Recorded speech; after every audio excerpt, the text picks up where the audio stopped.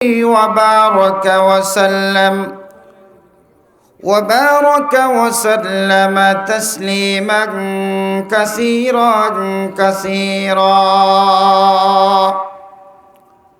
أما بعد فقد قال الله تبارك وتعالى في كلامه المجيد والفرقانه الحميد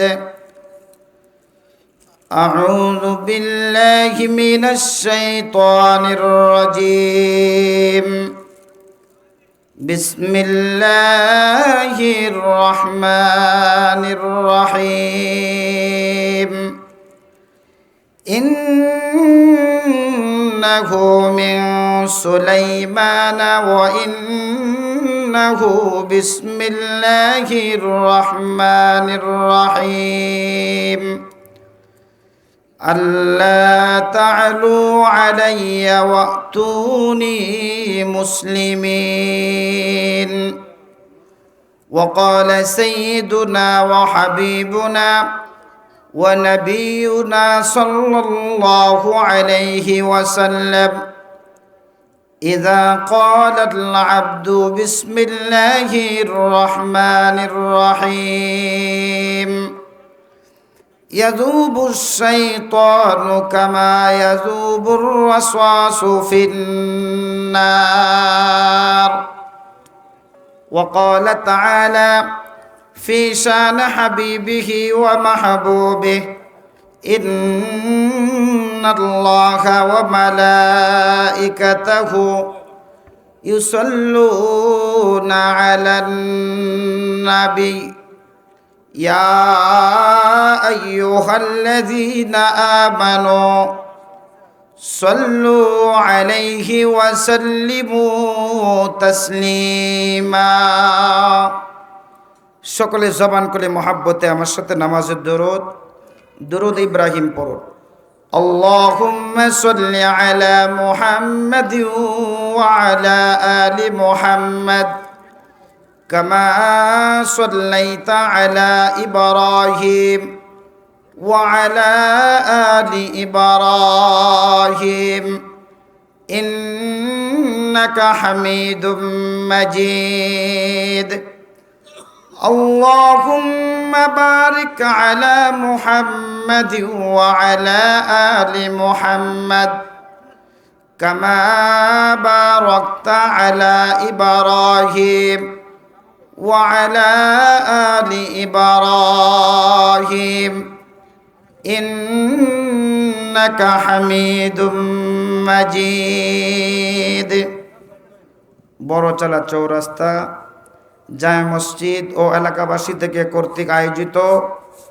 ৪র্থ বার্ষিক ওয়াজ মাহফিলের সম্মানিত সভাপতি ও সুদক্ষ পরিচালক সাহেব, বাংলার বিভিন্ন অঞ্চল থেকে আগত নায়েবে নবী, কোরআনের দ্বারক বাহক, নবীজির কলিজার টুকরা, জাতির শ্রেষ্ঠ সন্তান হজরতে উলামা একরাম, মুরব্বিয়ানে ইজাম, আমার সমবয়সী যুবক ভাইয়েরা, সর্বপ্রথমেই মহান আল্লাহ পাক রব্বুল আলামিনের দরবারে অসংখ্য অগণিত শুকরিয়া যে আল্লাহ পাক রব্বুল আলামিন আমাদেরকে মহাব্বত করে, ভালোবেসে, চয়েস করে কোরআনী মাহফিল তথা জান্নাতের বাগানে আসা এবং বসার তৌফিক দান করেছেন। তারই সঙ্গে হজরতে উলামা একরামের জবান থেকে কোরআন ও হাদিসের গুরুত্বপূর্ণ আলোচনা বলা শ্রবণের সুযোগ যে মহান আল্লাহ তাআলা দান করেছেন, সেই আল্লাহ তাআলার নিকট শুকরগুজার করতে যে শরীরের সকল শক্তিটুকু উজাড় করে দিয়ে কৃপণতা না করে আল্লাহর দেয়া জবান ব্যবহার করে সকলে একসাথে একসঙ্গে কণ্ঠ মিলিয়ে উঁচু আওয়াজে শুকরিয়া আদায় করছি আলহামদুলিল্লাহ। আর একটু জোরে বলি আলহামদুলিল্লাহ। মাহফিলে যারা আমরা এসেছি, বয়ান শুনেছি, খুশি না নারাজ? সবাই একটু আওয়াজ দিবেন, সন্তোষজনক আওয়াজ দিবেন। আমি বুঝতেছি, রাখেন। খুশি না নারাজ? তো আওয়াজ দিবেন, বয়ান কি চালাবো নাকি দোয়া করে দেব বলেন, আগে সমর্থন নেই। বয়ান চলবে? তাহলে মাহফিলের একটা পরিবেশ আছে না নাই? এটা কি গানের মঞ্চ নাকি কোরআনের মাহফিল? কোরআনের মাহফিলের আদব আছে না নাই বলেন? আদব আছে। তো যারা বাহিরে আছেন, দোকানে আছেন, মাহফিলের নাম দিয়ে এখন পর্যন্ত দোকানে, আসার পর থেকে আমি এখানে উপস্থিত ছিলাম, আপনারা দোকান থেকে এই মাহফিল পর্যন্ত আসেন নাই, কারণ কি? আপনারা কি মুসলমান না? আপনি হয়তো রাগ হবেন, বর্তমানে হক কথা বললে তিতা লাগবে, আপনি রাগ হবেনই। আল হাক্কু মুরুন, হক কথা ভালো লাগে না, তিতা লাগে। বিশেষ করে মহল্লার লোকজন যদি আসে, তাহলে এই মাহফিলের লোক ধরার কথা না। কথা বলেন ঠিক কিনা? এক নাম্বার আপনারাও ডিস্টার্ব করছেন, আর দুই নাম্বার হলো মাইকম্যানও খুব ডিস্টার্ব করছে। তুমি মাইক চালাও, এই এত বড় একটা প্রোগ্রাম, ওনারা 1 মাসের উপরে মেহনত করিয়া এই প্রোগ্রামটা করছে, এই স্টেজের মধ্যে 2 রকম আওয়াজ কেন? বক্তা বয়ান কেমনে করব? আমার আগে যিনি বয়ান করছেন আন্তর্জাতিক বক্তা, তার আগে যিনি বয়ান করছেন আমাদের উস্তাদের উস্তাদ, বাংলাদেশের 4 জনে একজন, কিন্তু মাইকের জন্য আরাম পাই নাই কথা বলে। আমরা বক্তা মানুষ, মাইক দেখলে বসতে পারি। তুমি কমপক্ষে তো স্টেজে মাইকটা সুন্দর করে সাজাবা। যাই হোক, কথা বলো না, যতটুক সম্ভব কথা বলো না, যত দূর সম্ভব তুমি টনটা একটু বাড়াও, সাউন্ড কমাও প্রয়োজনে। আর যারা দোকানে আছেন, মেহরবানি করে ভাইজান পায়ের নিচে হাত রেখে বলতেছি, রাগ হয়েন না।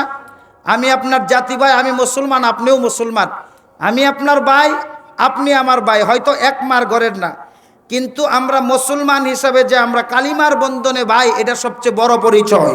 কথা বলেন ঠিক কিনা?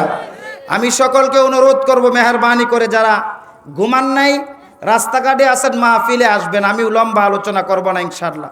আর পরিবেশটা সুন্দর করে একটু আগায় বসেন, একটু সামনের দিকে, আপনারা একটু সামনের দিকে আসেন, একটু সামনের দিকে আসেন। লম্বা চড়া না, অল্প কিছু আমলি কথা বলবো, যে কথাগুলি প্রথমে আমার জন্য দরকার, আপনার জন্য দরকার। আমি আমলের নেওতে বলবো, আপনারা আমলের নেওতে শুনবেন। রাজি আছেন তো ইনশাআল্লাহ? একটু আসেন প্রিয় ভাইয়েরা। আপনারা কথা বললেন না ভাইজান, একাই আসবে, কথা বললেন না। আমি আপনাদের সামনে সূরা নমলের 29 এবং 30 নম্বর আয়াতে কারিমা তিলাওয়াত করেছি। নবীজির অসংখ্য অগণিত হাদিসে মোবারকা থেকে ছোট্ট একটা হাদিসও তেলাওয়াত করেছি। আল্লাহ পাক রব্বুল আলামিন তৌফিক দান করলে পঠিত তিলাওয়াতকৃত আয়াত এবং পঠিত হাদিসকে সামনে রেখে খুব লম্বা চূড়ানা সংক্ষিপ্ত কিছু কথা বলবো, এরপরে আমরা আখিরি মোনাজাত করে বাড়িতে যাব। ওমা তৌফিক ইল্লা বিল্লাহ। শুনতে রাজি আছেন ইনশাআল্লাহ? আল্লাহ পাক রব্বুল আলামিন আমার যে তিলাওয়াতকৃত আয়াত, এই আয়াতের মধ্যে একটা আমলের কথা বলছেন। আর আমিও চিন্তা করলাম যে মানুষে যে বিষয় জানে, এই বিষয়ে আমল করতে সুবিধা। কি বলেন ঠিক না? জানা বিষয়ে আমল করতে সুবিধা, আর অজানা বিষয়ে আমল করতে কষ্ট। এক তো হলো আগে জানতে হয়, শিখতে হয়, পরে আমল করতে হয়। আর জানা যে বিষয়, এটা তো আগেই আমি জানি, এখন ফজিলত জানলাম, শুধু আমল করলেই চলে। কি বলেন ঠিক না? বিসমিল্লাহির রহমানির রহিম সবাই জানি কি জানি না বলেন? সবাই জানি না? হয়তো অনেকেই এরকম আছে যে আজকের আগে এই বিসমিল্লাহর যে এত ফজিলত, এত বরকত, অনেকেই আছেন, সবাই না, অনেকেই আছেন যে হয়তো আগে জানা ছিল না, এখন জানবো, জানার পরে আমরা এটা আমল করব। আল্লাহ পাক তৌফিক দান করেন, সকলে আমিন বলেন। আল্লাহ পাক রব্বুল আলামিন বিসমিল্লাহির রহমানির রহিমের মধ্যে রব্বে কাবার 3টা নাম উল্লেখ করছেন। কয়টা নাম? 3টা নাম। 1 নাম্বার হলো আল্লাহ, বলেন সবাই কি? আল্লাহ। 2 নাম্বার রহমান, 2 নাম্বার কি? রহমান। 3 নাম্বার রাহিম, 3 নাম্বার রাহিম। তাফসিরে কিতাবের মধ্যে লেখা হয় যে আল্লাহ পাক রব্বুল আলামিনের যে আল্লাহ নাম আছে, এই নামের ব্যাখ্যা যদি কেউ করে, আল্লাহ নামের ব্যাখ্যা করলে 1000 নামের অর্থ পাওয়া যায়। সুবহানাল্লাহ। কয় হাজার? 1000। 2 নাম্বার যে রহমান আছে, রহমান নামের ব্যাখ্যা বা তাফসির করলে 1000 নামের অর্থ পাওয়া যায়। সুবহানাল্লাহ। কয় হাজার হইল? 2000। 3 নাম্বার রাহিম যে নাম আছে, এই রাহিম নামের ব্যাখ্যা করলে আরো 1000 নামের অর্থ পাওয়া যায়। সুবহানাল্লাহ। তাহলে কি দাঁড়াইল? যদি কোনো মানুষ বিসমিল্লাহির রহমানির রহিম পড়ে, তাহলে আল্লাহ পাক রব্বুল আলামিনের 3000 নাম জপলে যে নেকি, সে নেকি তার আমল নামায় দেওয়া হয়। সুবহানাল্লাহ। তো আমরা পড়তে রাজি আছি তো ইনশাআল্লাহ? যে কোনো কাজ শুরু করার আগে বিসমিল্লাহির রহমানির রহিম বলা। আশরাফ আলী থানভী রহমতুল্লাহি আলাই, উনি উনার কিতাবের মধ্যে লেখেন যত সুন্নত আছে তার মধ্যে 3টা সুন্নত এমন আছে যে 3টা সুন্নতের আমল করলে বাকি সুন্নতের উপরে আমল করা সহজ হয়ে যায়। সুবহানাল্লাহ। তার মধ্যে 1 নাম্বার হলো যত কাজ দুনিয়াতে করবে নেক কাজ, প্রত্যেকটা নেক কাজের শুরুতে বিসমিল্লাহির রহমানির রহিম বলা। কি বলা? বিসমিল্লাহির রহমানির রহিম বলা। এটা হলো 1 নাম্বার। 2 নাম্বার হলো আফসুস সালাম। 2 নাম্বার হলো সমাজের মধ্যে বেশি বেশি সালাম প্রচার করা, এটা 2 নাম্বার সুন্নত। 3 নাম্বার হলো বেশি বেশি করে জিকিরের অভ্যাস করা। এই 3টা সুন্নতের উপরে যদি কোনো বান্দা এবং বান্দী আমল করতে পারে, আল্লাহ পাক রব্বুল আলামিন বাকি যত সুন্নত আছে সকল সুন্নতের উপরে আমল করা সহজ করে দিবেন। সুবহানাল্লাহ। 1 নাম্বার হলো বিসমিল্লাহির রহমানির রহিম।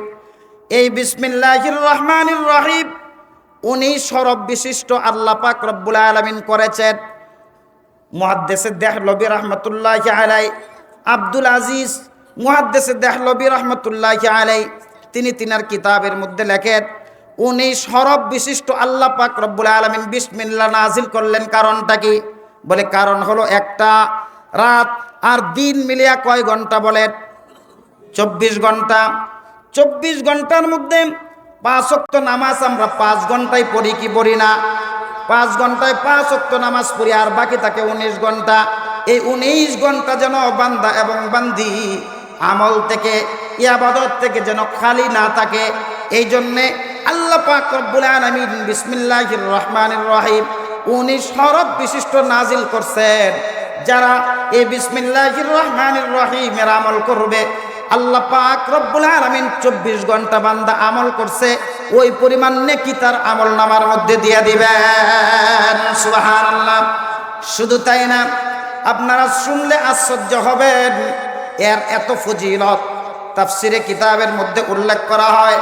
পয়গম্বর মূসা আলাইহিস সালাতু ওয়াস সালামের নাম আপনারা জানেন কি জানেন না? মূসা পয়গম্বর, একদিন উনি রাস্তা দিয়ে যাইতেছিলেন। তাফসিরে কাবিরের ঘটনা আল্লামা ইমাম ফখরুদ্দিন রাজি রহমতুল্লাহি আলাইহি এই ঘটনা আনছেন তাফসিরে কাবিরে। বলেন মূসা আলাইহিস সালাতু ওয়াস সালাম তিনি একদিন রাস্তা দিয়ে যাইতেছেন, কবরস্থানের পাশ দিয়ে যাইতেছেন। হঠাৎ করে উনি দেখেন একটা কবরের মধ্যে জাহান্নামের আগুন দাও দাও করে জ্বলে। উনি চলে গেলেন ওনার কাজে। কাজ শেষ করার পরে আবার ওই দিক দিয়ে আসলেন। আসার সময় দেখেন যাওয়ার সময় যে কবরে জাহান্নামের আযাব হইতেছিল, আসার সময় দেখেন ওই কবরের মধ্যে আর কোনো আযাব নাই, কবরটা জান্নাতের বাগান হয়ে গেছে। সুবহানাল্লাহ। তখন তিনি প্রশ্ন করলেন, কবরওয়ালাকে প্রশ্ন করলেন, আল্লাহ পাক রব্বুল আলামিন কবরওয়ালাকে ক্ষমতা দিয়া দিলেন কথা বলার জন্যে। ওই মৃত মানুষটা জীবিত মানুষের মতো কথা বলতেছে। সুবহানাল্লাহ। মূসা পয়গম্বর জিজ্ঞাসা করেন, ব্যাপার কি? যাওয়ার সময় দেখলাম তোমার কবরের মধ্যে আগুন জ্বলে ধাও ধাও করে, আর আসার সময় দেখি তোমার কবরের মধ্যে কোনো আযাব নাই, জান্নাতের বাগান হয়ে গেছে, ব্যাপার কি? এবার ওই কবরওয়ালা লোকটা বলে, পয়গম্বর মূসা, আমি যখন দুনিয়া থেকে বিদায় হয়ে যায়, অর্থাৎ আমার ইন্তিকালের সময় যখন হয়, তখন আমার স্ত্রী ছিল গর্ভবতী, তার পেটে সন্তান ছিল 6 মাসের। কয় মাসের? 6 মাসের। আমি ওসিয়ত করে আসলাম, আমার যখন ইন্তিকাল হয়ে যাবে, তোমার গর্ভে যে সন্তান আছে, ওই সন্তান ছেলে হোক অথবা মেয়ে হোক, ছেলে মেয়ে যাই হোক না কেন, তাকে যখন লেখাপড়ার উপযোগী হবে মাদ্রাসায় দিবা, নুরানি মক্তবে দিবা, মাদ্রাসার মধ্যে পড়তে দিবা, দ্বীনি শিক্ষায় শিক্ষিত করবা। এবার ওই লোকটা বলতেছে, আমি মারা যাওয়ার পরে সন্তান ভূমিষ্ঠ হয়েছে, পড়ার মতো উপযোগী হয়েছে। আজকে সকালবেলা আমার স্ত্রী প্রথম তাকে মক্তবে নিয়ে গেছে। মক্তবে নিয়ে যাওয়ার পরে উস্তাদজি তাকে পড়াইছে, সর্বপ্রথম সবক দিছে বিসমিল্লাহির রহমানির রহিম। আল্লাহ পাক রব্বুল আলামিনের কুদরতি অন্তরে জোশ মারছে। রব্বে কাবা বলেন ফেরেশতাদেরকে ডাইকা, এই বান্দা ছোট বাচ্চা, মাসুম বাচ্চা, শিশু বাচ্চা বলতেছে আমি নাকি রহমান, আমি নাকি রহিম, আমি নাকি দয়ার সাগর, আমি নাকি করুণাময়।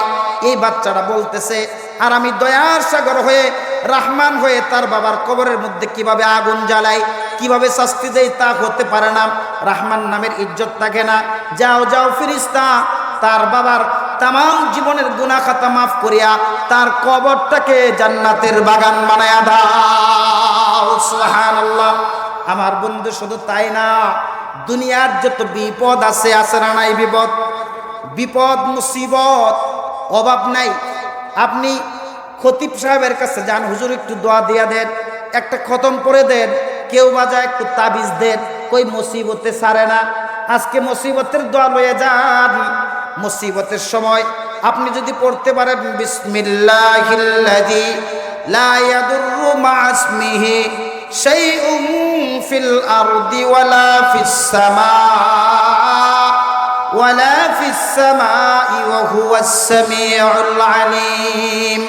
হাদিসের কিতাবের মধ্যে আছে এই দোয়াটা যদি কেউ সকালবেলা 3 বার পড়ে, রাতের বেলা অর্থাৎ মাগরিবের নামাজের পরে যদি 3 বার পড়ে, তাহলে এই পৃথিবীর মধ্যে না জমিনে ফিল আরদ, না জমিনে ওয়ালা ফিস সামাই, না আকাশে কোনো মাখলুক তার ক্ষতি করতে পারবে। সুবহানাল্লাহ। কেউ ক্ষতি করতে পারবে না। আমার বন্ধু শুধু তাই না, বিসমিল্লাহির রহমানির রহিম। আপনারা নূহ পয়গম্বরের নাম শুনছেন কি শুনেন নাই বলেন? নূহ আলাইহিস সালাতু ওয়াস সালামের মহাপ্লাবন হয়েছিল। নূহ আলাইহিস সালাতু ওয়াস সালামকে আল্লাহ পাক রব্বুল আলামিন যখন হুকুম করলেন, পয়গম্বর নূহ তুমি একটা কাজ করো, কিস্তি তৈরি করো। এত বড় কিস্তি। নূহ পয়গম্বর আলাইহিস সালাতু ওয়াস সালাম বলেন, আল্লাহ এত বড় কিস্তি আমি কিভাবে তৈরি করব? এত উপর থেকে কিভাবে আমি গাছের তক্তাগুলি, ওই তক্তাগুলি কিভাবে আমি নামাইব? আল্লাহ পাক রব্বুল আলামিন জানায়া দিলেন, উজ নামক পালোয়ান আছে, এই পালোয়ানের কাছে যাও, তাকে দেয়া এই কাজগুলি করাও, মজুরি যা লাগে দেয়া দিবা। পয়গম্বর নূহ আলাইহিস সালাতু ওয়াস সালাম তিনি চলে গেলেন উজ নামক পালোয়ানের কাছে, গিয়া বলে, পালোয়ান আমি তো কিস্তি বানাইব, নৌকা বানাবো, এই যে উপরে তক্তাগুলি দেখা যায় এই সব কয়টা তুমি নামায়া দিবা, এই সব কয়টা তুমি কাছে এনে দিবা। বলো দেখি কত টাকা মজুরি নিবা আর কি খাইবা? এবার পালোয়ান বলতেছে, আল্লাহর পয়গম্বর আমাকে তো কেউ কাজে নেয় না। কেন কাজে নেয় না জানেননি? আমাকে কেউ তৃপ্তি সহকারে খাওয়াইতে পারে না। তাফসীরে কিতাবে লেখা হয় এই উজ পালোয়ান তার লম্বা ছিল 120 হাত। সুবহানাল্লাহ। হায়াত পেয়েছিল 3600 বৎসর। কত বৎসর? 3600 বৎসর। তাফসীরে কিতাবের মধ্যে উল্লেখ করা হয়। সে বলতেছে নূহ পয়গম্বরকে, আমাকে তো মানুষ টাকা দিবে দূরের কথা, কাজের বিনিময় আমাকে কাজেই নেয় না। কই কেন? আমাকে কেউ খাবার দিতে পারে না। কারণ কিতাবে লেখা হয় সে রুটি খাইতো একসাথে 1200। কয়শো? 1200। এরকম মেহমান যদি আমরা পাই তাহলে 2, 4, 10, 20 গ্রামের মহিলা ভাড়া করে আইনে রুটি বানাইতে হইব। কথা কন ঠিক কিনা? তখন উনি বলতেছে, এই পালোয়ান বলতেছে নূহ পয়গম্বরকে, আমাকে টাকা দিতে হবে না, আপনি আমার সাথে এটা চুক্তি করেন, আমি সকাল তো সন্ধ্যা আপনাকে কাজ করে দিব, আপনি আমাকে পেট ভরপুর করে খাওয়াবেন, পেট চুক্তি খাওয়াইবেন। নূহ আলাইহিস সালাতু ওয়াস সালাম তা মানলেন। মাইনে আল্লাহর কাছে একটা দোয়া ধরলেন। নূহ আলাইহিস সালাতু ওয়াস সালাম আল্লাহ পাক রব্বুল আলামিনের কাছে দোয়া ধরলেন আর বললেন, মালিক আপনি তো উজ নামক পালোয়ানের কাছে আমাকে পাঠাইলেন, কিন্তু সে তো বেশি খাবার কা, টাকা নিবে না, যে পরিমাণ খাবার কা ওই পরিমাণ খাবার আমি কিভাবে দিব মালিক? আপনি আমাকে তৌফিক দেন। দোয়া করার পরে আল্লাহ পাক রব্বুল আলামিন জানায়া দিলেন যে তুমি একটা কাজ করো, তুমি আমি যে পদ্ধতি বলবো ওই পদ্ধতিতে তাকে খাবার দিবা। কি করবা? ওই পদ্ধতিতে তাকে খাবার দিবা। জি রব। পদ্ধতি বলেন, সে সকাল তো সন্ধ্যা কাজ করবে, খাবারের সময় যখন হবে তুমি মাত্র 3টা রুটি নিয়ে যাইবা। কয়টা রুটি? 3টা রুটি। 3টা রুটি নিয়ে যাইবা। নূহ আলাইহিস সালাম বলেন, আল্লাহ, যে 1200 রুটি কা 3টা রুটি নিয়ে গেলে তো আমার দৌড়ানি দিব। কথা কোন ঠিক কিনা? দেখে দৌড়ানি দিত না, কারণ বড় টাকা নিত না, আগেই চুক্তি করছে। আল্লাহ পাক রব্বুল আলামিন বলেন, নূহ, আগে শুনো আমি তোমাকে কি পদ্ধতি বলি। তুমি সর্বপ্রথম তার জন্য 3টা রুটি নিয়ে যাইবা। এই রুটিগুলি নেওয়ার পরে তাকে তুমি বলবা সুন্দর করে ওযু করে আসো, অর্থাৎ হাত মুখ ধুয়ে ওযু করে এরপরে তুমি তাকে সুন্নত তরিকা বসাইবা। বসানোর পরে প্রথমে তুমি তাকে আগে 1টা রুটি দিবা। কয়টা রুটি? 1টা রুটি দিবা। শর্ত হলো তুমি আগে বিসমিল্লাহির রহমানির রহিম বলবা। বইলা ওই রুটির মধ্যে সর্বপ্রথম তুমি ফুৎকার করবা, ফু দিবা। আর সে যখন খাবে তাকে বলবা খাওয়ার আগে তুমি এই রুটি হাতের মধ্যে নিয়া বিসমিল্লাহির রহমানির রহিম পড়ো, এরপর রুটির মধ্যে ফু দাও, এরপরে খাও। আল্লাহ পাক রব্বুল আলামিন নূহ পয়গম্বরকে জানাইলেন, দেখবা এই পালোয়ান 1200 রুটি খাইতো বিসমিল্লাহর বরকতে, রহমান এবং রাহিম নামের বরকতে। সে 3টা রুটি না 2টা, সর্বোচ্চ 2টা বা 1.5টা রুটি খাইলেই পেট ভরপুর হয়ে যাবে। সুবহানাল্লাহ। আমার ভাইয়েরা, নূহ আলাইহিস সালাতু ওয়াস সালাম খাবারের সময় যখন হয়েছে, এই পালোয়ানের কাছে 3টা রুটি নিয়ে গেছে। কয়টা রুটি? 3টা রুটি নিয়ে গেছে। নিয়ে যাওয়ার পরে পালোয়ান দেখে বলে, কয়টা রুটি আনছেন? বলে 3টা রুটি। কি বলেন? আমি 1200 রুটি খাই, এক খাবলার মধ্যেই তো কয়েকটা রুটি, আমি 10-20টা রুটি একবারে ধরি, আপনি 3টা নিয়ে আসছেন। নূহ আলাইহিস সালাতু ওয়াস সালাম তাকে বলে, আগে রাগ হয় না, আমার কথা শোনো, ব্যবস্থা আছে। তুমি যদি যে পর্যন্ত খাইতে পারো আগে এই 3টা খাও না, এরপরে যদি তুমি 3000 রুটি খাও আমি তোমাকে দিব, কোনো অসুবিধা নাই। কিন্তু শর্ত হলো তুমি আগে ওযু করে আসো, সুন্দর করে হাত মুখ ধুয়ে এরপরে সুন্নত তরিকা বসাইলেন। বসানোর পরে 1টা রুটি দিলেন, বিসমিল্লাহির রহমানির রহিম বলে ফু দিলেন। ফু দিয়া 1টা রুটি এই পালোয়ানের হাতের মধ্যে দিয়ে বললেন, তুমি আগে খায়ও না, তুমিও বিসমিল্লাহির রহমানির রহিম পরে রুটির মধ্যে আগে ফু দাও।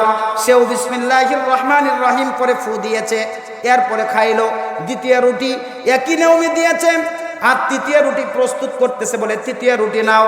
এবার ওই পালোয়ান বলে, না না, ও আল্লাহর পয়গম্বর, আমি 3য় রুটি খাবো দূরের কথা, আমার হাতে যার অর্ধেকটা রুটি বাকি আছে এই রুটি আমি খাইতে পারবো না। কেন তুমি খাইতে পারবে না? তুমি না 1200 রুটি খাও, তোমাকে কেউ খাবার দিয়ে পেট ভরাইতে পারে না, কেন তুমি রুটি খাবে না? এবার ওই পালোয়ান নূহ পয়গম্বর আলাইহিস সালাতু ওয়াস সালামকে বলে, হুজুর, আপনি যখন বিসমিল্লাহির রহমানির রহিম বলেছিলেন আর আমিও যখন বিসমিল্লাহির রহমানির রহিম পড়েছি, আল্লাহর কসম করে বলি এই বিসমিল্লাহ পড়ার সাথে সাথে আমার পুরা পেটটা ভরপুর হয়ে গেছে। সুবহানাল্লাহ। তাহলে বোঝা গেল বিসমিল্লাহর মধ্যে বরকত আছে না নাই? খাবারের শুরুতে কি পড়বেন? বিসমিল্লাহ পড়বেন। কি পড়বেন? বিসমিল্লাহির রহমানির রহিম পড়বেন। কয় বিসমিল্লাহ যদি না পড়ি, কয় বিসমিল্লাহ না বললে এই খাবারের মধ্যে শয়তানে অংশগ্রহণ করে। কি? শয়তানে অংশগ্রহণ করে। হাদিসের মধ্যে আসছে, কয়েকজন সাহাবী খাবার খাইতেছিলেন, আল্লাহর নবীজি ওই মুহূর্তে ওখানে উপস্থিত হওয়ার পরে নবীজি সাল্লাল্লাহু আলাইহি ওয়াসাল্লাম যে সাহাবী খাইতেছিল ওই সাহাবীর দিকে বড় বড় যত সময় যাইতেছিল তত চোখগুলি বড় বড় করে তাকাইতেছিল, চেহারাটা কেমন জানি ফ্যাকাশে হইতেছিল, অর্থাৎ রাগান্বিত ভাব হইতেছিল। এই অবস্থার মধ্যে আরেক সাহাবী পাশে বসে লক্ষ্য করতেছে। হঠাৎ করে উনি লক্ষ্য করে দেখেন নবীজি একটু আগে রাগান্বিত ভাব ছিল, কিন্তু হঠাৎ করে মুস্কি হেসে দিছে। সুবহানাল্লাহ। কি হাসছে? মুস্কি হাসি দিছে।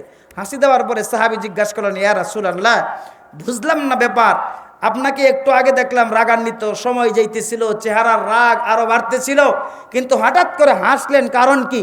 তখন নবীজি বললেন, আমি শয়তানের ভাব দেখে আমি মুস্কি হাসছি। ইয়া রাসূলুল্লাহ, খুলে বললে ভালো হয়। কয় এই সাহাবী যখন খাবার শুরু করছে তখন বিসমিল্লাহ বলে শুরু করে নাই। বিসমিল্লাহ বলে শুরু না করার কারণে শয়তান তার সাথে খাবারে কি করছে?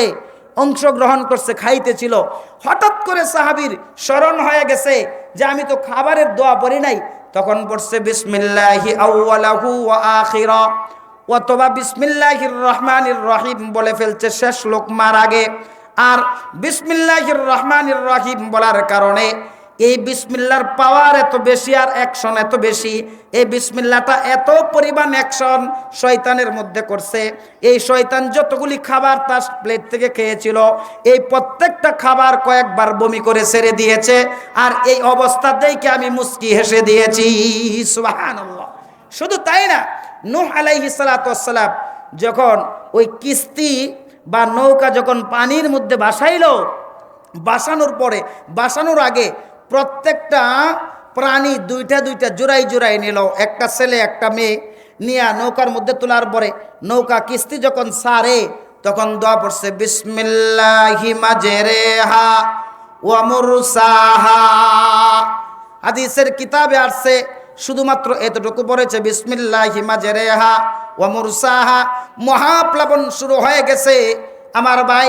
এই মহাপ্লাবন থেকে আল্লাহ পাক রব্বুল আলামিন নূহ আলাইহিস সালাতু ওয়াস সালামের কিস্তিকে একটা সময় পরে, লম্বা কথা, যদি পাহাড় ছিল, যদি পাহাড়ের মধ্যে বিরায় দিছে, শুধুমাত্র বিসমিল্লাহির রহমানির রহিম বলার কারণে আল্লাহ পাক রব্বুল আলামিন মহাপ্লাবন থেকে কিস্তিকে হিফাজত করেছেন। সুবহানাল্লাহ। আমার ভাইয়েরা, শুধু তাই না, যারা বিসমিল্লাহ সবসময় বলবে, বিসমিল্লাহ পড়বে, তাদের সাথে আল্লাহ পাক রব্বুল আলামিনের দিদার হবে। সুবহানাল্লাহ। কি হবে বলেন? দিদার হবে। বলে কেমন দিদার হবে? কিতাবের মধ্যে, হাদিসের কিতাবের মধ্যে আসছে জান্নাতের মধ্যে জাবালে রহমত নামক একটা পাহাড় আছে। ওই জাবালে রহমত নামক পাহাড়ের উপরে বাইতুস সালাম নামক একটা নগরী আছে, বাইতুস সালাম নামক একটা শহর আছে। ওই শহরের মধ্যে কাসরুস সুরুর নামক একটা বিল্ডিং আছে, বহুতলা বিশিষ্ট একটা বিল্ডিং আছে, নাম হলো কাসরুস সুরুর। ওই কাসরুস সুরুরের মধ্যে অনেক কামরা আছে, অনেক রুম আছে। এর মধ্যে একটা রুম আছে যার নাম হলো বাইতুল জালাল। এই বাইতুল জালাল নামক রুমের মধ্যে আমার বন্ধুরা 4000 দরজা জানালা আছে। কয় হাজার বলেন? 4000। সুবহানাল্লাহ বলবেন না? 4000 দরজা জানালা আছে বাইতুল জালাল নামক রুমের মধ্যে। এবার বুঝেন যে রুমটা কত বড় হবে। এই দরজা জানালাগুলির ক্ষমতা কি? হুজুর, এত দরজা আর এত জানালা কেন দেওয়া হয়েছে? বলে এই প্রত্যেকটা দরজা আর প্রত্যেকটা জানালার পাওয়ার হলো এই এক একটা দরজা দিয়া আল্লাহ পাক রব্বুল আলামিনের দিদার লাভ করবে। এর বাসিন্দা যিনি হবে, এই ঘরের মালিকানা যে পাইবে, যে কোনো দরজা দিয়ে ইচ্ছা জানালা খুলবে, আল্লাহ পাক রব্বুল আলামিনকে দেখতে পাইবে। দরজা খুলবে, আল্লাহ পাক রব্বুল আলামিনকে দেখা যাইবে। সুবহানাল্লাহ। আমার বন্ধু, শুধু তাই না, বলা হয় যে এই ঘরের মালিকানা বাইতুল জালাল, কামরা যে আছে, রুম আছে, এই রুমের মালিকানা কাকে দেওয়া হবে? যে সব সময় কি করে, যে তার পারিবারিক জীবনে, সামাজিক জীবনে, রাষ্ট্রীয় জীবনে, রাজনৈতিক জীবনে, আন্তর্জাতিক জীবনে যত নেক কাজ করে, প্রত্যেকটা নেক কাজ ডান দিক থেকে শুরু করে এবং রাহিম বলে শুরু করে, আল্লাহ পাক রব্বুল আলামিন তাকে বাইতুল জালাল নামক রুমের মালিকানা দিবে। আর সে রুমের মালিকানা পাইয়া যে কোনো দরজা দিয়া যখনই রব্বে কাবাকে দেখার ইচ্ছা হবে, তখনই যে কোনো জানালা খুলবে আর দরজা খুলবে, ওই দরজা আর জানালা দিয়ে আল্লাহ পাক রব্বুল আলামিনের দিদার লাভ করবে। সুবহানাল্লাহ। আমার ভাইয়েরা, শুধু তাই না, আরো আশ্চর্য হবেন, বিশ্ব নবী রাহমাতুল লিল আলামিন মেরাজে গিয়েছিল কি যায় নাই? হ্যাঁ, মেরাজ গিয়েছিল। আল্লাহ পাক রব্বুল আলামিন কোরআনে হাকিমের মধ্যে বলেন, সুবহানাল্লাযী আসরা বিআবদিহি লাইলাম মিনাল মাসজিদিল হারাম, লাইলাম মিনাল মাসজিদিল হারামি ইলাল মাসজিদিল আকসাল্লাযী বারাকনা হাওলাহু লিনুরিয়াহু মিন আয়াতিনা। আল্লাহ পাক রব্বুল আলামিন দাওয়াত দিয়ে নবীজি সাল্লাল্লাহু আলাইহি সাল্লামকে যখন মেরাজে নিয়ে গেলেন, আর জিবরাইল আমিনকে হুকুম করলেন, জিবরাইল তুমি একটা কাজ করো। বলে কি কাজ? আমার নবী, বিশ্ব নবী রাহমাতুল লিল আলামিনকে দাওয়াত করে নিয়ে আসছি, তুমি তার সাথে তিনার সাথে জান্নাতে যাও, যায় জান্নাতের যতগুলি নাজ নেয়ামত আছে সকল নাজ নেয়ামতগুলি বিশ্বনবী রাহমাতুল লিল আলামিনকে ঘুরে ঘুরে দেখাও। সুবহানাল্লাহ। জিবরাইল আমিনকে হুকুম করলেন, এই দিক দিয়ে হলো সরদারি নবী আর ওদিক দিয়ে হলো সরদারি ফেরেশতা জিবরাইল আমিন। নবীজি সাল্লাল্লাহু আলাইহি সাল্লাম মেরাজ থেকে এসে তিনি সাহাবীদের কাছে বর্ণনা করতেছিলেন, আমাকে যখন জিবরাইল আমিন আমাকে নিয়ে যখন জান্নাতে ঢুকলো, ঢোকার পরে জান্নাতের নাজ নেয়ামতগুলি আমি দেখে দেখে আমার চক্ষুকে শীতল করতেছিলাম, অন্তরাত্মাকে তৃপ্তি দিতেছিলাম, সামনের দিকে আগাইতেছিলাম, আর জিবরাইল আমিন সব কিছু আমাকে বলে দিতেছিল। ঠিক ওই মুহূর্তে আমার নজরে পড়ে জান্নাতের মধ্যে 4টা নহর আছে। কয়টা নহর? 4টা নহর। আল্লাহ পাক রব্বুল আলামিন কোরআনে হাকিমের মধ্যে নহরগুলির কথা ঘোষণা করেছেন, মাসালুল জান্নাতিল্লাতী ওয়াইদাল মুত্তাকুন ফিহা আনহারুম মিন মাইন গায়রি আসিন ওয়া আনহারুম মিন লাবানিল লাম ইয়াতাগায়্যার তুআমুহু ওয়া আনহারুম মিন খামরিল লাযযাতিল লিশশারিবিন ওয়া আনহারুম মিন আসলিম মুসাফফা। আল্লাহ পাক রব্বুল আলামিন 4টা নহরের কথা ঘোষণা করেছেন। পানির নহর আছে, মধুর নহর আছে, দুধের নহর আছে, শরবতের বা শরাবের নহর আছে। নবীজি সাল্লাল্লাহু আলাইহি সাল্লাম মেরাজ থেকে এসে সাহাবীদের কাছে বর্ণনা করেন আর বলেন, আমি যখন জান্নাতে ঘুরতেছিলাম আর জান্নাতি নাজ নেয়ামতগুলি দেখে দেখে আমার অন্তরাত্মাকে তৃপ্তি দিতেছিলাম, ঠিক এই মুহূর্তে আমার নজরে পড়ে যায় ওই জান্নাতের যে 4টা নহর। আর জিবরাইল আমিনকে জিজ্ঞাসা করলাম, ভাই জিবরাইল, এই যে নহরগুলি আছে এই নহরগুলি কোথায় থেকে উৎপত্তি হয়েছে, অর্থাৎ নহরগুলির শুরু কোথায় আর কোথায় গিয়ে শেষ হয়েছে আমাকে একটু বলো না। জিবরাইল আমিন জবাব দেয়, ইয়া রাসূলুল্লাহ, ইয়া হাবিবাল্লাহ, এই নহরগুলি কোথায় থেকে শুরু হয়েছে তা আমি জানি না, কিন্তু নহরগুলির শেষ কোথায় তা আমি জানি। নবীজি বললেন, কোথায় গিয়ে শেষ হয়েছে? বলে আল্লাহ পাক রব্বুল আলামিন কোরআনে হাকিমে ঘোষণা করছেন, ইন্না আ'তাইনাকাল কাউসার। আল্লাহ পাক রব্বুল আলামিন যে আপনাকে হাউজে কাউসার দান করেছেন, এই হাউজে কাউসারের সাথে 4টা নহর যায় একত্রিত হয়েছে। সুবহানাল্লাহ। হাউজে কাউসারের সাথে এর দ্বারাতে বোঝা গেল যারা নবীজি সাল্লাল্লাহু আলাইহি সাল্লামের হাতে হাউজে কাউসারের পানি পান করবে তারা শুধুমাত্র হাউজে কাউসারের পানি পান করবে না, আল্লাহু আকবার, এই পানির সাথে না এই স্বচ্ছ পানি থাকবে, মধু থাকবে, এরপরে দুধ থাকবে, এরপরে আমার বন্ধু শরাব থাকবে, এই সব কিছু মিলায়া একটা শরবত বানানো হবে। আর ওই শরবত বিশ্ব নবী রাহমাতুল লিল আলামিনের হাতে অনেক উম্মত আছে তারা পান করবে। আল্লাহ পাক রব্বুল আলামিন আমাদের সকলকে যেন আজকের মাহফিলকে উসিল্লা করিয়া কোরআনের খাতিরে রাসূল সাল্লাল্লাহু আলাইহি ওয়াসাল্লামের তুফাইলে আমাদের সকলকে যেন হাউজে কাউসারের পানি পান করার তৌফিক দান করেন। সুবহানাল্লাহ। আমিন বলেন সকলে, আমিন। আমার ভাইয়েরা, এরপরে এই কথাগুলি যখন জিবরাইল আর নবীজি বলতেছিলেন তখন ওই মুহূর্তে আগন্তুক আরেকজন ফেরেশতা আসলো। সুবহানাল্লাহ বলেন। বয়ান ছেড়ে দেব নাকি আরেকটু করব? হ্যাঁ, আরেকটু করব? তো এরপরে কি করলো, একজন আগন্তুক ফেরেশতা আসলো, আয়েশা সালাম দিল, আসসালামু আলাইকুম ইয়া রাসূলুল্লাহ ইয়া হাবিবাল্লাহ। আল্লাহর নবীজি সালামের জবাব দিলেন। দেওয়ার পরে বলতেছেন, এই ফেরেশতাকে জিজ্ঞাসা করতেছেন, তুমি কিসের জন্য আসছো? তখন ফেরেশতা বলতেছে, ইয়া রাসূলুল্লাহ, আপনি যখন জিবরাইল আমিনকে জিজ্ঞাসা করতেছিলেন এই যে জান্নাতের যে নহরগুলি, এই নহরগুলির উৎপত্তি কোথায়, শুরু কোথায় আর শেষ কোথায়, জিবরাইল আমিন জবাব দিতেছিলেন।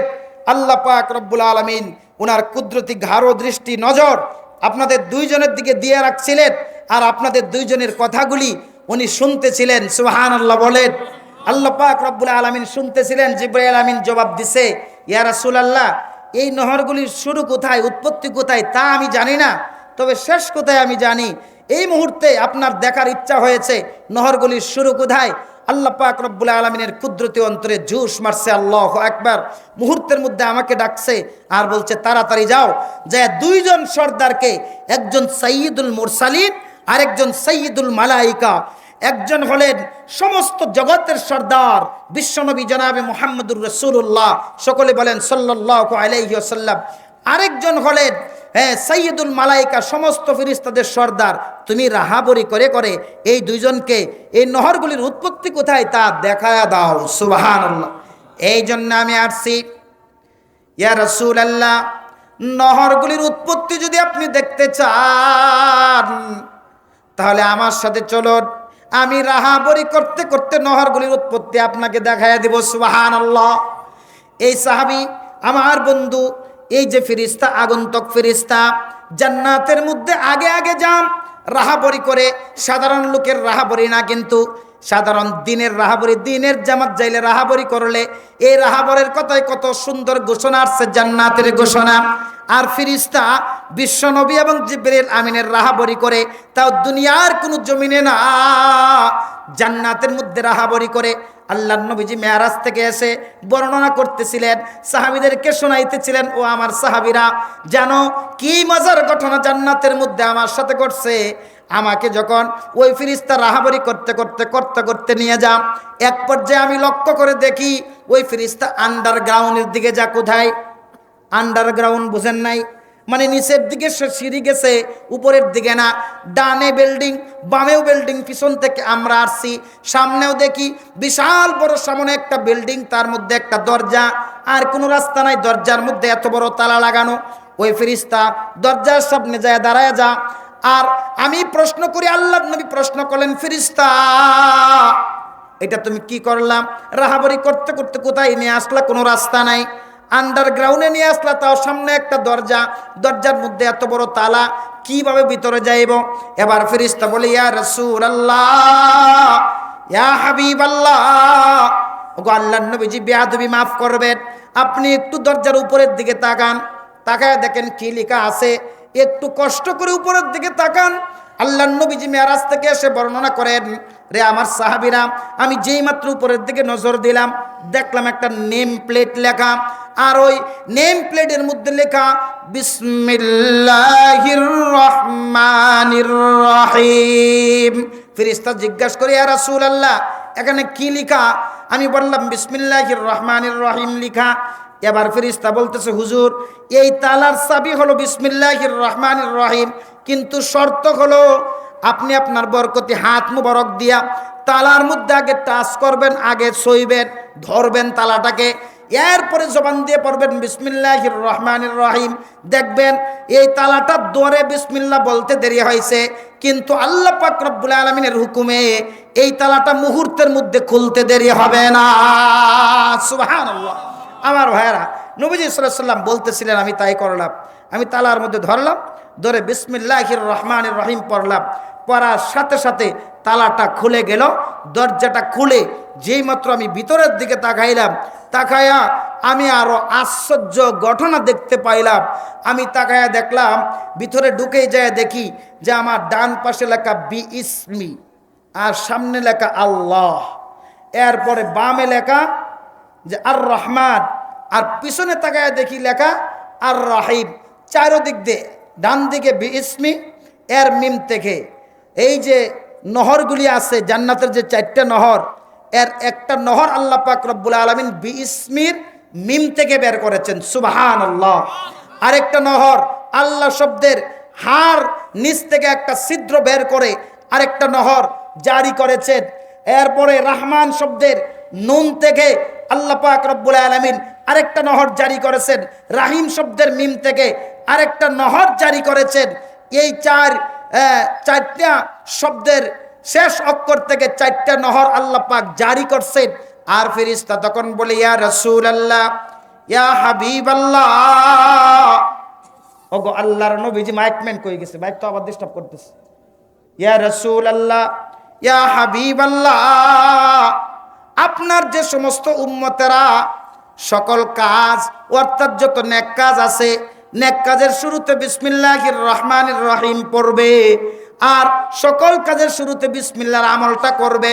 আল্লাহ পাক রব্বুল আলামিন ওই বিসমিল্লাহর আমলের বদৌলতে ওই বান্দা এবং বান্দিকে, অর্থাৎ আপনার উম্মতকে, এই 4টা নহরের মালিকানা দিয়ে দিবেন। সুবহানাল্লাহ। আমলটা করবেন তো ইনশাআল্লাহ। মা বোনেরাও তো বয়ান শুনতেছে নাকি? মা বোনদের কিছু আমল দিয়ে দেই।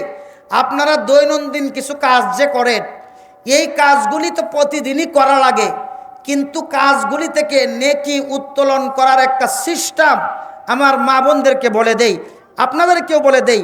জায়েজ যে সমস্ত কাজ আছে, জায়েজ কাজ করলেই কিন্তু নেকি হয় না। জায়েজ কাজ করলে কি সব থেকে নেকি হয়? হ্যাঁ, পদ্ধতি অনুযায়ী, রাসূল সাল্লাল্লাহু আলাইহি ওয়াসাল্লামের তরিকা অনুযায়ী ওই জায়েজ কাজটা যদি করেন, ওই কাজটা কি হয়ে যা? এটা ইবাদত হয়ে যা। কি হয়ে যা? ইবাদত হয়ে যা। উদাহরণ হইল যে আপনি মনে করেন ঘুমাইবেন রাতের বেলা, এটা আমার দরকার না ঘুম? বলেন, আমার দরকার না? আপনি যদি বিসমিল্লাহ বলে ঘুমান, তাহলে ঘুমটা ইবাদত হবে। সুবহানাল্লাহ। আল্লাহুম্মা বিসমিকা আমুতু আহইয়া, এই দোয়াটা বলে যদি আপনি ঘুমান, আপনি ঘুমাইবেন, কিন্তু ঘুমটা ইবাদত হবে। সুবহানাল্লাহ। যদি বলেন হুজুর আমি তো এই দোয়া জানি না, তাহলে আপনি শুধু বিসমিল্লাহির রহমানির রহিম তো পারেন, এটা বলে ঘুমাবেন। মা বোনরা উঠান ঘর এগুলি ঝাড়ু দেয় না? আপনি ঝাড়ু দেবেন, ডান দিক থেকে শুরু করবেন, ডান হাতে প্রথমে নিবেন। আমার মাদেরকে বলছি, ডান হাতে নিয়া বিসমিল্লাহির রহমানির রহিম বলে ধরবেন, বিসমিল্লাহির রহমানির রহিম বলে ঘরের ডান দিক থেকে ঝাড়ু শুরু করবেন। আপনি দেখবেন আপনার ঘর পরিষ্কার করতেছেন, এটা আপনার দরকার, দৈনন্দিন কাজের রুটিন, কিন্তু বিসমিল্লাহির রহমানির রহিম বলার কারণে, ডান দিক থেকে শুরু করার কারণে এই ঘর ঝাড়ুটাও ইবাদত হবে। সুবহানাল্লাহ। আপনি ডেক্সি মাজেন না? ডেক্সি বাতিল, এই ডেক্সি বাতিল যে আপনি মাজেন, এটা আপনার দৈনন্দিন দুনিয়ার একটা রুটিন, কিন্তু এখান থেকে নেকি উত্তোলন করার জন্যে আমার মা বোনরা যদি ডান দিক থেকে ধোয়া শুরু করে, বিসমিল্লাহ বলে যদি শুরু করে, ডেক্সি বাতিল মাজাও ইবাদত হবে। সুবহানাল্লাহ। আমরা টয়লেটে যাই না? টয়লেটে যাই কি যাই না? এটা আমাদের হাজত, কি বলেন ঠিক না? এটা হাজত, আমার হাজত, টয়লেটে যাই। টয়লেটে যে যাই, এটা জায়েজ কাম, কিন্তু অনুত্তম। কি উত্তম? অনুত্তম। জায়েজ কাজ দুই প্রকার, একটা হলো উত্তম আর একটা হলো অনুত্তম। কয় উত্তম কি? কয় উত্তম কাজ হলো মসজিদে যাওয়া। কি বলেন ঠিক না? মসজিদে যাওয়া। আর একটা হলো অনুত্তম। কয় জায়েজ আছে কিন্তু অনুত্তম। এটা কোনটা? কয় টয়লেটে গেলাম, এটা অনুত্তম না? এটা অনুত্তম। আপনি টয়লেটে গেছেন, আপনার হাজত সারছেন, শুনতে কথা খারাপ লাগে, কিন্তু টয়লেটে যে আপনি টয়লেট করবেন, আপনার শরীরটা আরাম হবে, দুনিয়ার হাজত পূর্ণ হবে। এখান থেকেও মুসলমানকে নেকি উত্তোলন করার সুযোগ আল্লাহ পাক রব্বুল আলামিন দিয়ে রাখছেন। সুবহানাল্লাহ। উত্তম কাজগুলি, সকল উত্তম কাজগুলি ডান দিক থেকে শুরু করা। কোন দিক থেকে? ডান দিক থেকে শুরু করা, এটা সুন্নত। কি এটা? সুন্নত। আর অনুত্তম কাজগুলি বাম দিক থেকে। কেমন? উদাহরণ দিলে বুঝবেন। মসজিদে যাওয়া উত্তম, আগে কোন পা দিতে হবে? সবাই বলেন, ডান পা দিতে হবে। বিসমিল্লাহি ওয়াসসালাতু ওয়াসসালামু আলা রাসূলিল্লাহ, আল্লাহুম্মা ইফতাহ লি আবওয়াবা রাহমাতিক, এই দোয়াটা পড়বেন। যদি বলেন হুজুর আমি দোয়া পারি না, তাহলে শুধু বিসমিল্লাহির রহমানির রহিম পড়বেন, আর ডান পা দিয়ে কি করবেন? প্রবেশ করবেন। আমার বন্ধু, এই যে আপনি অনুত্তম কাজ করবেন, আপনি টয়লেটে যাইলেন, আগে অনুত্তম কাজের বেলা বাম থেকে শুরু করতে হবে। কোন থেকে বলেন সবাই? বাম দিক থেকে শুরু করতে হবে। বাম পা দিবেন। আর যদি আপনি দোয়া না পড়েন, হ্যাঁ, তাহলে শুধু বিসমিল্লাহির রহমানির রহিম পড়তে পারবেন না। আপনি টয়লেট করবেন, এই টয়লেট করাটাও আপনার ইবাদত হবে। আপনি মনে করেন কাপড় পরা উত্তম নাকি কাপড় খোলা উত্তম? বলেন তো দেখি, কাপড় পরা উত্তম না খোলা উত্তম? কথা কিন্তু অনেক দামি। আপনি মনে করতেছেন নুমানে হুজুরে তো আমরা সিনিয়াম করে এলাকার মসজিদের হুজুর, কিন্তু কথা অনেক দামি। এই বয়ান যখন আমি বাইরে যায় করি, তখন আমি প্রধান বক্তা থাকি, টাকা এতগুলা দেয়, বুঝেন নাই? এখন তো মাগনা, এই জন্য আপনারা মাইন্ড করেন না। মাগনা বলতে এই যে আপনারা আমরা সবসময় দেখেন এই হুজুরে তো আমরা চিনি, কিন্তু কথাগুলি অনেক দামি। কথা বলেন ঠিক কিনা? আমার এই কথাগুলি আরেকবার 30-40 হাজার টাকা দিয়ে শুনে অন্য জায়গা, আপনার কাছে হয়তো ভালো লাগবে না। আর কম দামা জিনিসও যদি মানুষ টাকা দিয়ে কিনে, এটার মূল্য অন্যরকম। কি বলেন ঠিক না? আর দামি জিনিস যদি কম দামে দেয়, এটা ফালাইয়া দেয় পায়ের নিচে, কয়ে এটার দাম নাই, হেফাজত করে না মানুষ। আমার ভাই, কথাগুলি অনেক দামি। কয় কাপড় পরা উত্তম কেন? কয় কাপড় পরলে মানুষকে সুন্দর দেখা যায়, সুন্দর মানায়। আর কাপড় খোলা হইল অনুত্তম। কাপড় খোলা কি? অনুত্তম। এই জন্যে কাপড় পরার সময় আগে কি বলছিলাম? সুন্নত কি? উত্তম কাজ ডান দিক থেকে শুরু করা। আপনি যখন কাপড় পরবেন তখন দোয়া না পারলে বিসমিল্লাহির রহমানির রহিম পড়বেন, আর ডান হাতটা আগে দিবেন। পায়জামা বা প্যান্ট পরার সময় ডান পা আগে দিবেন। কেমন আছেন ভাই? কি করবেন? ডান হাত, এই শুনেন, আপনি কাপড় পরতেছেন, এটাও ইবাদত। ডান হাতটা আগে দিবেন, বিসমিল্লাহির রহমানির রহিম পড়বেন দোয়া না পারলে। এই কাপড় পরাটাও ইবাদত। রাতের বেলা যখন বাসায় যান কাপড় খুইলা ঘুমান না, কাপড় খুলেন। কাপড় খোলা জায়েজ, কিন্তু এটা কাপড় পরার মতো উত্তম না। এটা জায়েজ কাম কিন্তু অনুত্তম। কি উত্তম? অনুত্তম। এই জন্য বাম দিক থেকে খুলবেন, আগে বাম হাত। কি হাত? এটা দৈনন্দিন করিমে নাকি উত্তোলন হবে? বাম হাত আগে খুলবেন, খুইলা এরপরে ডান কাত হয়ে শুয়ে যাবেন। প্রত্যেকটা জায়েজ কাজ ডান দিক থেকে শুরু করবেন আমার ভাইয়েরা। এরপরে আপনাদের ছেলে মেয়ে যারা আছে এদেরকে মাদ্রাসায় পড়তে দিবেন। যদি বলেন যে হুজুর আমার তো ছেলে বড় হয়ে গেছে, এখন নাতিন আছে, আপনার নাতিনকে মাদ্রাসায় দেন। আর যদি বলেন আমার নাতিনও নাই, ছেলেও নাই, পুরা কুফাল, তাহলে আমি কি করব? আপনার জন্য সুবিধা হলো এতিমখানা মাদ্রাসাগুলি দেখে দেখে আপনি সহযোগিতা করেন, সহযোগিতার হাত বাড়াইয়া দেন। টাকা নাই, সহযোগিতা করতে পারি না, আপনি মাদ্রাসার প্রচার দেন, মাদ্রাসার খায়ের কাহন মোহাব্বত করেন, ভালোবাসেন। আল্লাহ পাক রব্বুল আলামিন আপনাকে নাজাত দিবেন কি দিবেন না বলেন? আমার ভাইয়েরা, আপনাদেরকে একটা দাওয়াত দেই, শুনে অত্যন্ত খুশি হবেন। আমি আপনাদের বড় চালা যে বড় মসজিদ, কেন্দ্রীয় মসজিদ, এই মসজিদে নতুন আসছি জানুয়ারির 1 তারিখে। হ্যাঁ, আমার নিয়োগ হয়েছে, আমি 3 তারিখে জয়েন করছি। আসার পরে আপনাদের সাথে সাক্ষাৎ হয় নাই, কয়েকজনের সাথে হয়েছে, কারণ আমার লাগাতারই প্রোগ্রাম ছিল, আমি ওইভাবে বের হতে পারি নাই। আমিও একটা মিশন নিয়ে আসছি, ওনাদের সাথেও কথা বলে আসছি যে এই মাদ্রাসার অনেক জমিন আপনারা সকলে জানেন, বিশেষ করে অনেকেরই প্রাণ কেন্দ্র হইল ওই মাদ্রাসা। কথা বলেন ঠিক কিনা? ওই মাদ্রাসাটাকে দাওরায়ে হাদিস পর্যন্ত করতে চাই। আপনাদেরকে সাথে নিয়া, সহযোগিতা নিয়া, দোয়া নিয়া, পরামর্শ নিয়া। আপনারা রাজি আছেন ইনশাআল্লাহ? আমি আসছি, আপনারা যাবেন, ছাত্র দিয়ে সহযোগিতা করবেন। একটা বদনাম আছে, কই ছাত্র নাই, এখন যায় দেখবেন ছাত্র আছে। আমি আসার পরে অনেক ছাত্র আসছে, আরও আসতেছে। আর একটা বদনাম আছে, কয় এখান থেকে হাফেজ বের হয় না। আমার কাছ থেকে প্রতি সপ্তাহে আপনি আপনার ছেলের সবকের হিসাব নেবেন। না দিতে পারলে কানে ধরে দাঁড়ায় থাকবো। আর যদি হিসাব দিতে পারি তাহলে আপনার ছেলেকে সিস্টুর দিতে পারবেন না, বড় চালা দিতে পারবেন না, কারণ আমি আপনার ইমাম। আপনিও যদি এই মসজিদের মুসল্লি, কিন্তু এই মসজিদের কেন্দ্রীয় মসজিদ হলো বড় চালা মসজিদ। কথা বলেন ঠিক কিনা? তাহলে ওই হিসাবে আমার বিষয়ে আপনি নামাজ না পড়লেও আমি আপনার ওই হিসাবে ইমাম। কথা বলেন ঠিক কিনা? ভুল বলতেছি নাকি? আমি আপনার ইমাম, আর ইমাম হিসাবে আপনার প্রতি আমার দায়িত্ব আছে, আমার প্রতি আপনার দায়িত্ব আছে। কথা বলেন ঠিক কিনা? এখন আর ঘরে বসে থাকলে কাম হইব না, যে যাইব না তারে ঘর থেকে ধরে নিয়াম। রাগ হইছেন নাকি? হ্যাঁ, অনেকে আমি আসার পরে বলছে, কয় হুজুর আমরা কেউ ডাকে না। আমি কইছি যে আবার ফল আনি যে, কারণ আমি এরকম ডাকাই ডাকবো ইনশাআল্লাহ। আমি ঘরে বসে থাকার লোক না, কাজ করার লোক। আমাকে দিয়ে কাজ করাইতে পারবেন। আপনারা যেমনে বলবেন আমি আসি, আমি যেমনে বলবো আপনারা যদি থাকেন, আশা করি সম্মিলিতভাবে শুধু ভালুকানা বাংলাদেশের মধ্যে এটা একটা নামকরা প্রতিষ্ঠান হবে, যদি মুরব্বীদের দোয়া আর আপনাদের মেহনত সহযোগিতা যদি থাকে। কথা বলেন ঠিক কিনা? এই জন্য সকলকে দাওয়াত দিয়ে গেলাম।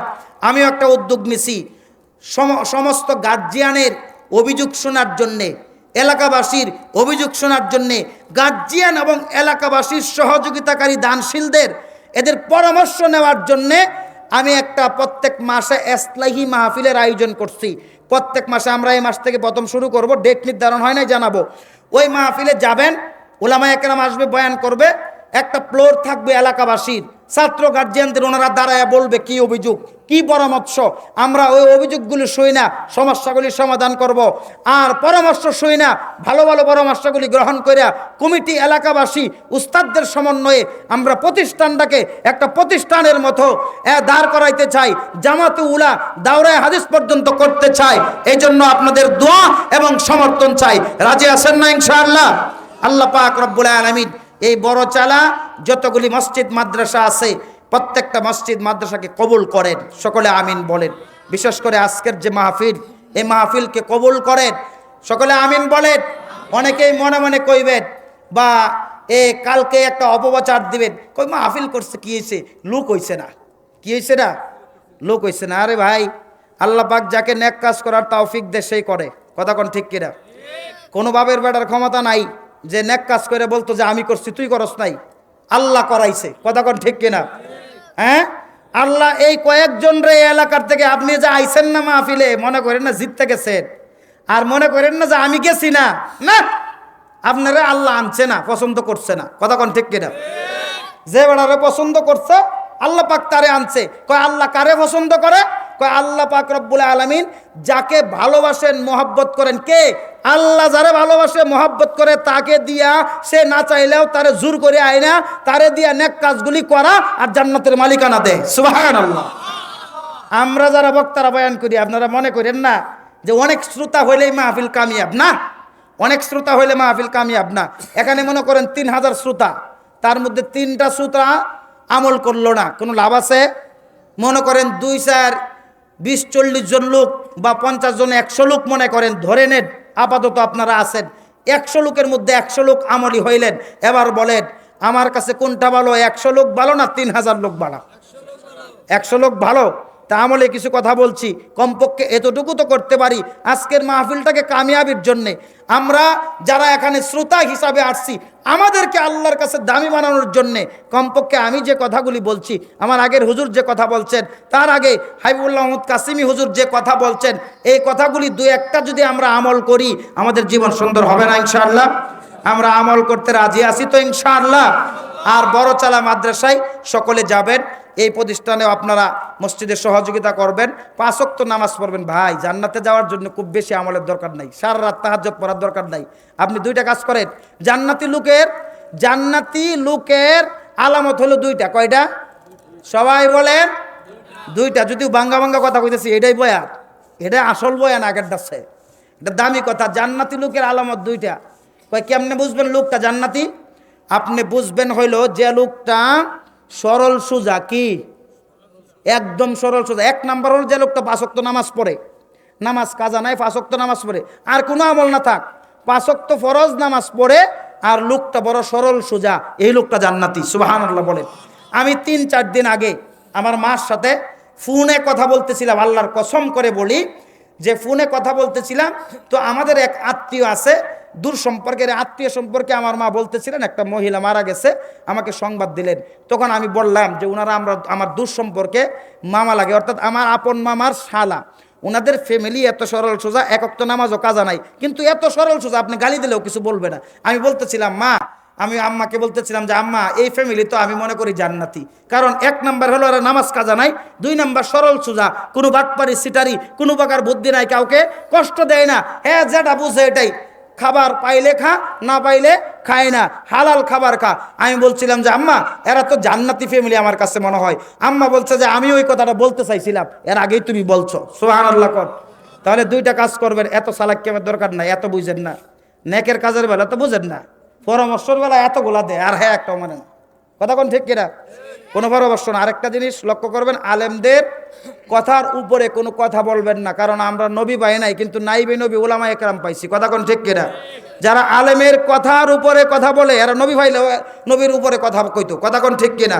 ওয়ারাসাতুল আম্বিয়া, উলামা একরাম, এদের মর্যাদা অনেক বেশি। হাবিবুল্লাহ মাহমুদ কাসিমের মতো লোক এখানে যে আসছে, এটা একমাত্র অবদান আমাদের ইঞ্জিনিয়ার সাহেবের, কথা কোন ঠিক কিনা? আপনারা মনে করেন যে লম্বা 2 ঘন্টা বয়ান করলে হাজার হাজার মানুষ হইলে মনে কামিয়াব না। এই মিয়ার মতো লোক যে না আসছে, আইসা যে খালি একটু ঘুরে গেছে, বয়ানের দরকার নাই। এতে আল্লাহ পাক রব্বুল আলামিন এই এলাকাকে উনার পায়ের দুলার বদলতে কবুল করতে পারে, কথা কোন ঠিক কিনা? এজন্য বড় বড় বুজুর্গদেরকে আনা, বড় বড় আলেমদেরকে আনা, খালি লম্বা বয়ান করলো এটাই ফজিলত না। ওনারা আইসা যদি একটু ঘুরে যা, এটার বরকতে কি হবে? ইসলাম প্রচার হবে, দিন জিন্দা হবে। শাহজালাল রহমতুল্লাহ আলাই ইয়ামান থেকে আমাদের বাংলাদেশে আসছে, দিন জিন্দা হয়েছে, কথা কোন ঠিক কিনা? যদি না আসতো তাহলে দিন এখন যেভাবে আছে আমরা এইভাবে পাইতাম না, আর একটু কম পাইতাম, কথা কোন ঠিক না? আল্লাহ পাক রব্বুল আলামিন আমল করার তৌফিক দান করুন, সকলে আমিন বলেন। আজকের মাহফিলকে কবুল করুন, সকলে আমিন বলেন। 5 ওয়াক্ত নামাজ পড়বেন তো ইনশাআল্লাহ? আমার খুবই কাছের মানুষ খলিলুর রহমান ভাই আসছে, উনি হয়তো কথা বলবেন, এরপরে আখেরি মোনাজাত হবে। হ্যাঁ, ওনাকে একটু ফ্লোর দেওয়ার দরকার, খুবই প্রিয় মানুষ না ভাইজান, সংক্ষিপ্ত সময় কথা বলবেন, বরকতের নেওতে বরকত। অনেক অতিথিরা আবার বয়ান শুরু করে, উনি আবার বয়ান করে না, আমি চিনি, আমারও চিনি, অনেক আগে থেকে মহাব্বত আছে। উনি বরকত নিবেন, দেন নাম ঘোষণা করে দেন। আলহামদুলিল্লাহ, আলহামদুলিল্লাহ, হযরত মাওলানা মাহবুব রহমান রুমানী